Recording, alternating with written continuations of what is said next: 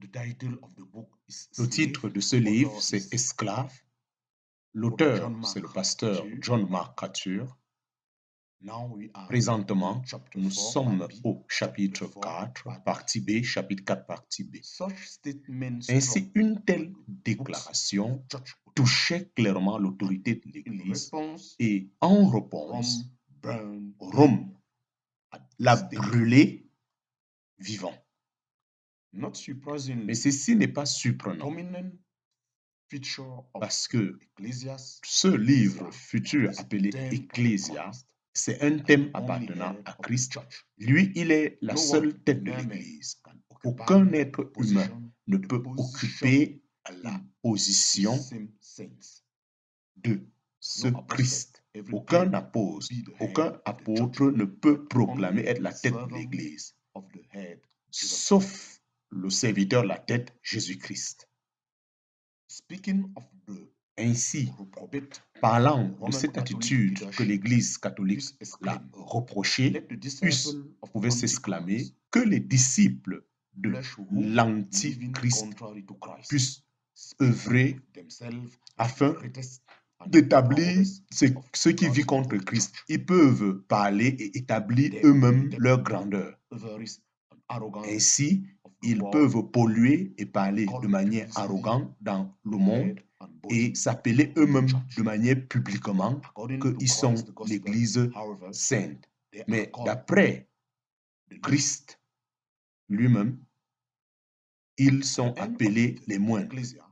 Ainsi, dans son livre d'Ecclésiaste, il a pu clairement présenter son travail et a conclu.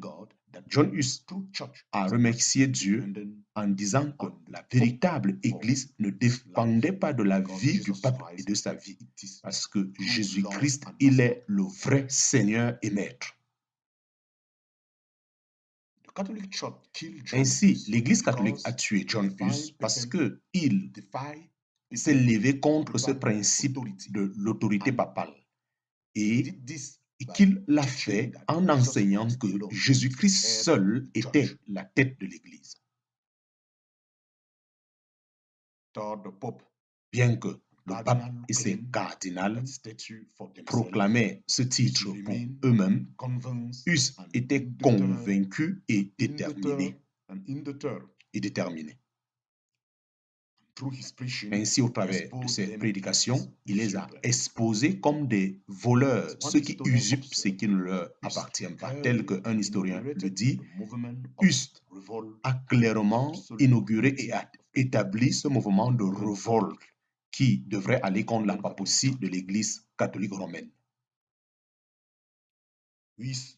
Ainsi, l'engagement de Hus, elle était souveraine envers la seigneurie de Christ et sa suprématie envers sa parole a causé sa vie. Ainsi, Dieu a utilisé cette attitude pour impacter l'histoire de l'Église pour toujours.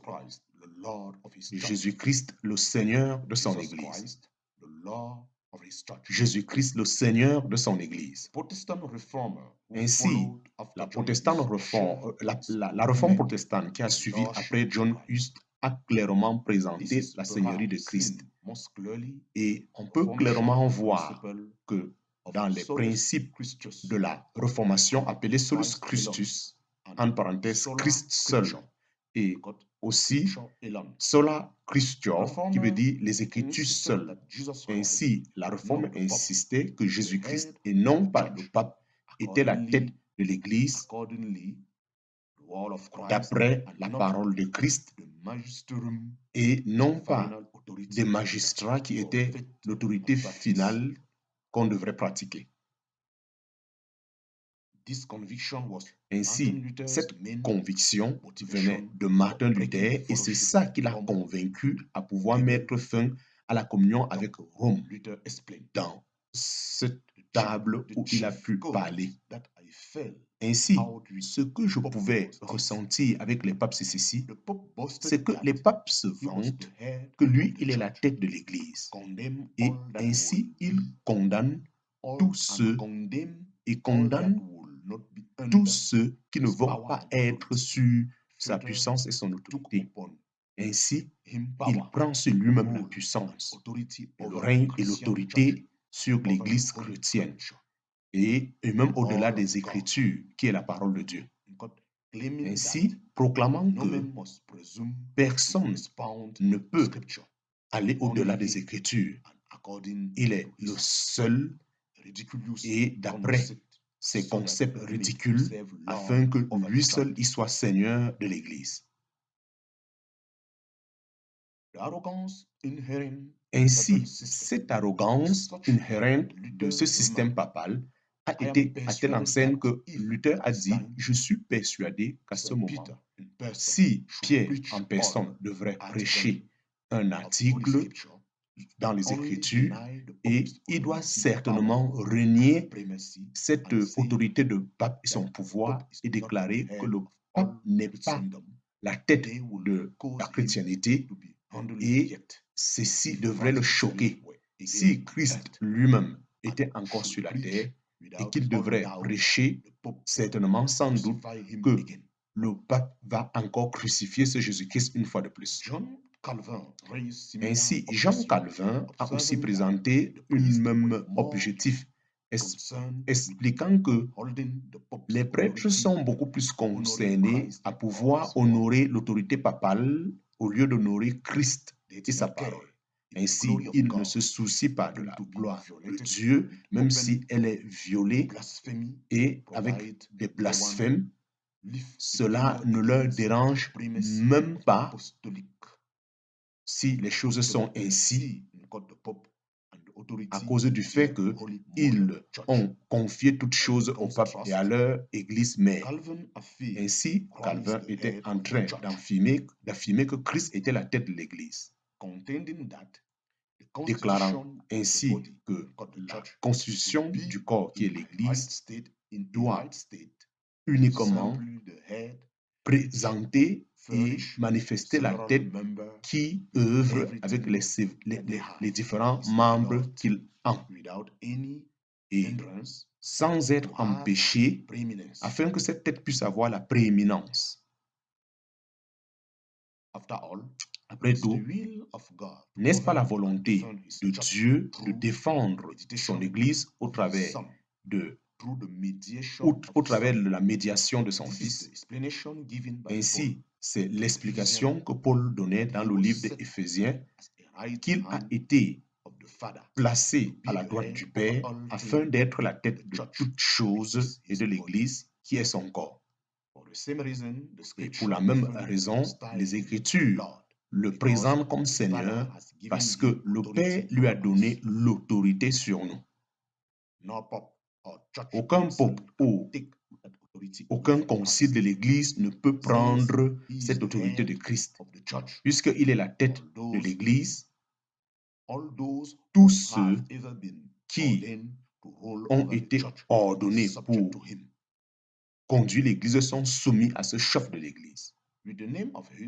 Ainsi, avec le nom de Hus, Luther et de Calvin, cela pouvait permettre à certains chrétiens leaders tels que John Knox, Scott, les puritains Samuel Rutherford et cet américain théologien Jonathan Edwards, ces fidèles ont refusé clairement de reconnaître tout autre Seigneur si ce n'est que Jésus-Christ dans son Église.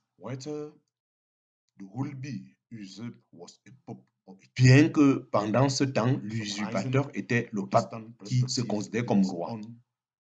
Ainsi, menaçant l'Église protestante, et c'est ainsi que Charles Spurgeon a pu déclarer: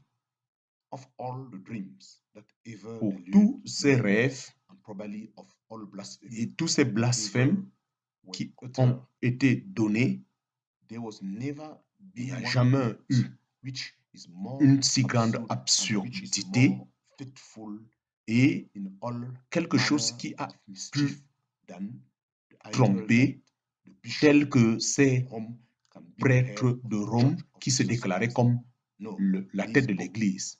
Seul Jésus-Christ est cette tête. Ainsi, ces papes y trompaient. Comment est-ce que l'Église pouvait vivre si sa tête continuellement mourait? Ainsi, la vraie tête, elle vit et l'Église vit au travers de cette vraie tête qui est Christ. Ainsi, dans son sermon institué Jésus-Christ est Seigneur, Spurgeon a clairement déclaré ce fait. L'Église de Dieu, de manière spéciale, appelle Jésus-Christ leur Seigneur. Ainsi, il ne peut y avoir autre tête dans l'Église excepté le Seigneur Jésus-Christ. Ainsi, ça serait un très blasphème pour tout homme sur la terre de s'appeler vicaire du Christ ou la tête de l'Église. Et ainsi, en usurpant ce droit qui revient à notre Seigneur et Roi Jésus-Christ, de pouvoir s'appeler la tête de l'Église. Ainsi, la véritable Église qui est l'Église ne peut pas avoir d'autre tête que Jésus-Christ lui-même. Ainsi, il n'y a pas d'autre tête à l'Église que je me rappelle, excepté, je répète, Jésus-Christ lui-même. Bien que moi-même je sois membre de cette Église, je voudrais continuellement me soumettre à lui qui est la tête. Ainsi, Charles Spurgeon a été fidèle au travers de toute l'histoire de l'Église, a toujours préservé et déclaré par le Saint-Esprit, a présenté clairement que Jésus-Christ était cette tête. Lui seul, il est Seigneur de son Église. Et cette position ne peut être changée par quiconque. John Huss et les réformes qui sont venues après lui ont clairement entendu cela. Et c'est pourquoi ils ont clairement mis fin et se sont séparés de ce système catholique corrompu. Ainsi, la réponse historique, c'était la réforme protestante. Mais quelles sont les implications de notre Seigneur Jésus-Christ en tant que Seigneur pour nous qui croyons aujourd'hui? Comment est-ce que lui qui est la tête est lié au fait qu'il soit notre esclave et notre maître? Ainsi, de manière présentée dans le Nouveau Testament, nous allons considérer ces questions au prochain chapitre. Nous allons donc découvrir combien centrale cette vérité est et ne pas seulement le faire pour notre propre compréhension, mais pour toute l'Église et pour tous ceux qui veulent s'identifier en tant que des chrétiens individuels.